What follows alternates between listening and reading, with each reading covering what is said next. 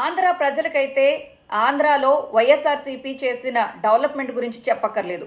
కానీ all of the sudden Telangana బిడ్డని, తెలంగాణ ముఖ్యం అని చెప్పేసి తెలంగాణ రాజకీయాల్లో చేతులు పెట్టి చేతులు కాల్చుకుని ఇప్పుడు ఆంధ్ర రాజకీయాల్లో చేతులు పెట్టి కెలకాలని చెప్పేసి బయలుదేరిన షర్మిలాకి కానీ, అలాగే కంట్లో శుక్లాలుండి మొన్నటిదాకా స్కాముల్లో ఇరుక్కుని జైలు జీవితం గడిపి బయటకు వచ్చిన చంద్రబాబు నాయుడుకి కానీ, లేకపోతే ఆంధ్రాని టూరిస్ట్ పాయింట్గా అనుకుని అప్పుడప్పుడు వచ్చిపోయే పవన్ కళ్యాణ్కి కానీ, లేకపోతే హైదరాబాద్లో ఉండే జబర్దస్త్ ఆర్టిస్టులకు కానీ, లేకపోతే మెగా ఫ్యామిలీ అని తిప్పుకుంటూ తిరిగే ఫ్లాపులతో మునిగిపోయి ఉన్న మెగా హీరోలకు కానీ, లేకపోతే మా కులాన్ని అడ్డం పెట్టుకుని మేము ఏమైనా మాట్లాడితే ఓట్లు పడిపోతాయి అనుకునే చిరంజీవికి కానీ వైఎస్ఆర్సీపీ చేసిన గవర్నమెంట్ గురించి చెప్పాల్సిన అవసరం ఉంది.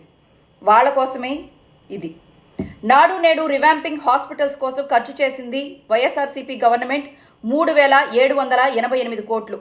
న్యూ గవర్నమెంట్ మెడికల్ కాలేజెస్ కోసం ఖర్చు చేసింది 8,480 కోట్లు.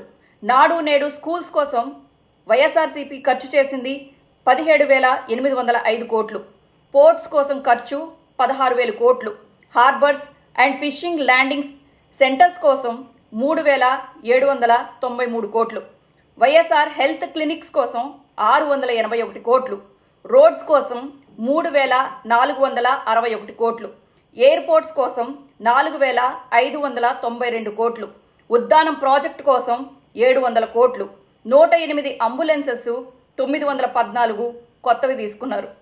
అలాగే గవర్నమెంట్ జాబ్స్ కొత్తగా క్రియేట్ చేసినవి 2,31,000. అలాగే ప్రైవేట్ జాబ్స్ క్రియేట్ చేసినవి 28 లక్షలు. అగ్రి ల్యాబ్స్ 160 కొత్తవి క్రియేట్ చేశారు. RPK centres 10,778. Village ward secretaries 15,000. ఇది వైఎస్ఆర్సీపీ ఆంధ్ర కోసం ఖర్చు పెట్టిన ఖర్చు, అలాగే అభివృద్ధి. తెలిసిందా?